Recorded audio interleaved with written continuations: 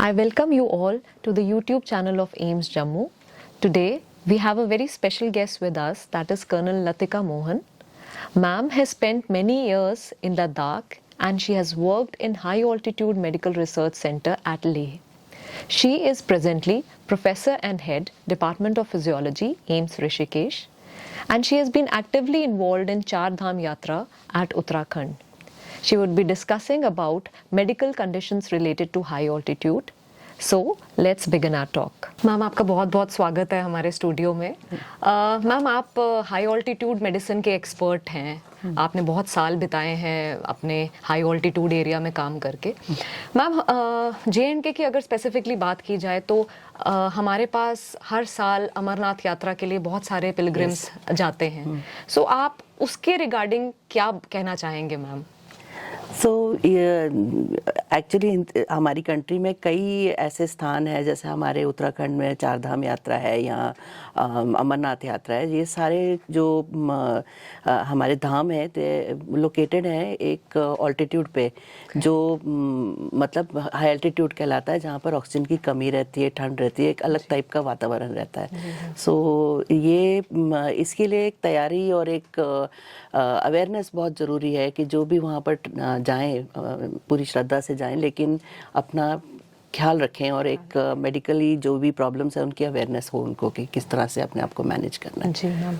Ma'am आपने problem की बात की, सो मैं जानना चाहती हूँ कि मैम जो हाई ऑल्टीट्यूड में ऐसे पिलग्रिम्स या कोई भी अगर कोई जाना चाहते हैं तो ऐसी कौन सी प्रॉब्लम्स हैं मेडिकल रिलेटेड जो वो फेस कर सकते हैं? सो ऐसे जैसे मैंने अभी बताया कि उधर ऑक्सीजन की कमी रहती है और दूसरा ठंड भी बहुत होती है और एक सूखापन होता है वातावरण में।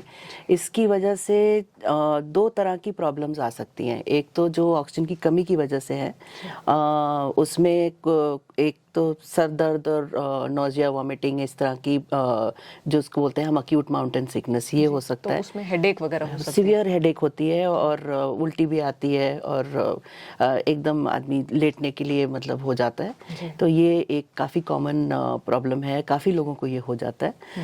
दूसरा सांस की एक प्रॉब्लम आ जाती है, जैसे पल्मोनरी एडीमा, ये थोड़ा सीरियस होता है और इसमें आपको हॉस्पिटल में इलाज भी कराना पड़ सकता है। और तीसरा और भी ज़्यादा सीरियस है, जिसमें कुछ मतलब जैसे स्ट्रोक जैसा न्यूरोलॉजिकल प्रॉब्लम वगैरह भी हो जाती है।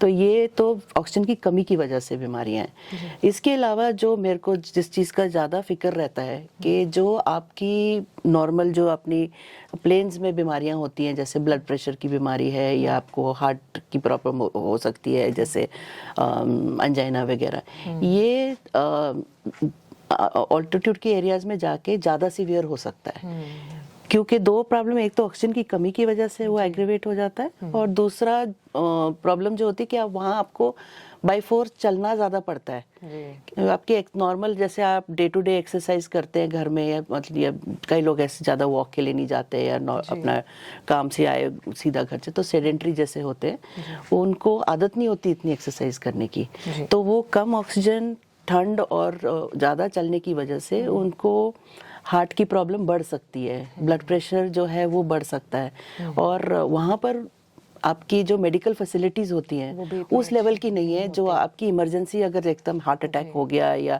बीपी बहुत ज़्यादा बढ़ गया, वो डील करने के लिए सिचुएशन नहीं है। तो इसकी अवेयरनेस होना बहुत ज़रूरी है। ये बहुत इंपॉर्टेंट आपने मैम पॉइंट्स रखे हैं। जैसे आपने बताया मैम कि signs and symptoms starting from very mild to very severe, तो मैम इन सभी सिनेरियो में ऐसी क्या चीजें हैं जिनका जो यात्री हैं उनको ध्यान रखना चाहिए, और आपकी तरफ से as an high altitude expert आप क्या एडवाइस करेंगे उनको?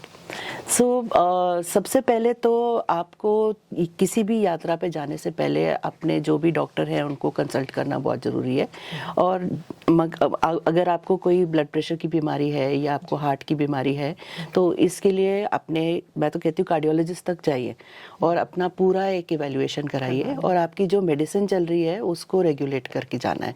आप दवाई जो भी है, जैसे डायबिटीज़ के लिए भी है, तो आपकी दवाई जो है वो पूरी उसको स्टेबल तरीके से अपना जाकर डिजीज को कंट्रोल करके जाइए। अगर आपने जैसे अब दवाई कभी खाते हो कभी नहीं खाते, इस तरह की स्थिति तो सबसे डेंजरस है। सो पहले तो आप अच्छे किसी डॉक्टर के पास जाके अपना पूरा हेल्थ इवैल्यूएशन जरूर कराएं और अपनी दवाई जो है रेगुलर खाते रहें जो भी आप ले रहे हैं। दूसरी चीज़ जो है आपकी फिजिकल फिटनेस जो है, जैसे मान लो आपका प्लान है कि हम 3 महीने बाद जाएंगे यात्रा पे, तो अब रेगुलर एक्सरसाइज फिर आप शुरू करिए घर पे, ताकि मान लो एटलीस्ट जाने से पहले आप आधे घंटे की वॉक तो आराम से कर सकें। तो कई लोग ऐसे होते हैं सोचते हैं कि हम हेली से चले जाएंगे या हम बाय रोड ही जा रहे हैं, लेकिन आपको जहाँ जैसे आप धाम पे पहुंचते हो तो वहाँ कुछ ना कुछ तो चलना ही पड़ता है। और आप बिल्कुल अगर एक्सरसाइज से प्री कंडीशन नहीं है तो बहुत ही कई बार बहुत बुरी हालत हो जाती है वहाँ पर और इमरजेंसी हो जाती है। इस साल हमारे 4 धाम यात्रा में ऑलरेडी 117 लोग मर गए बिकॉज ऑफ कुछ हार्ट की प्रॉब्लम हो गई या ब्लड प्रेशर ज़्यादा बढ़ गया या इस तरह की प्रॉब्लम। सो अपने आप को पहले से तैयार करना बहुत ज़रूरी है और अच्छे से एक डॉक्टर को दिखाना ज़रूरी है।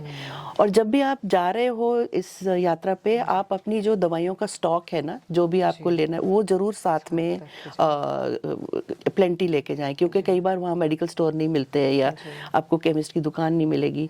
सो आपके पास पूरा स्टॉक अपना होना चाहिए। प्लस आपको जाने से पहले आप स्टडी भी करिए रूट को कि वहाँ पर कहाँ पर हॉस्पिटल हैं, ताकि अगर आपको कोई दिक्कत होए तो आपको पता होना चाहिए कि भाई हाँ यहाँ पर इवैक्यूएशन। प्लस अपनी मेडिकल आईडी और आपका इमरजेंसी कॉन्टैक्ट नंबर्स वगैरह उसका आप पूरा हिसाब बना के रखें।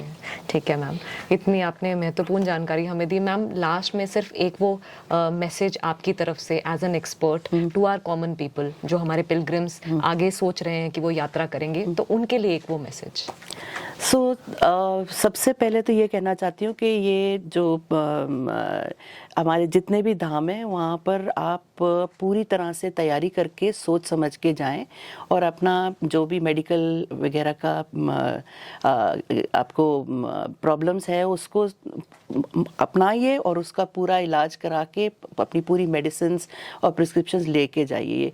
ये मत सोचिए कि आप मतलब ऐसी जगह जा रहे हैं जहाँ सब आपकी प्रॉब्लम सॉल्व हो जाएंगी, ऐसे ये नहीं है।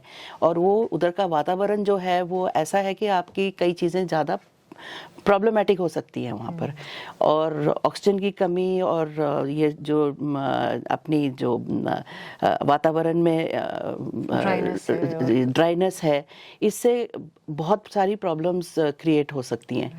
दूसरी बात यह है कि आपकी जो नॉर्मल स्टॉक जो आपके पास जब भी आप जाते हैं, एक तो आपके पास कपड़े उस तरह के होने चाहिए जो गर्म कपड़े वगैरह। कई लोग चले जाते हैं स्पेशली जो पेरिफेरी से कई राजस्थान वगैरह से आते हैं, उनके पास प्रॉपर शूज़ और शॉल और गर्म कपड़े भी ठीक तरह से नहीं होते, तो आप प्रिपेयर रहें कि ठंड होएगी वहाँ पर। दूसरा, आप पानी खूब अपने साथ लेके चलें क्योंकि डिहाइड्रेशन भी उधर हो जाती है और ये नमी कम होने से डिहाइड्रेशन, तो पानी भी खूब रखिए साथ में और पीजिए भी।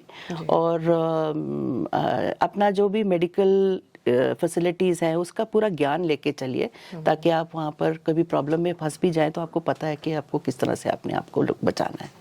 जी मैम, और आप यहाँ पे आए मैम, आपने इतनी सारी महत्वपूर्ण जानकारी हमारे साथ साझा की हमारे लोगों के लिए, आपका बहुत बहुत धन्यवाद। Thank you.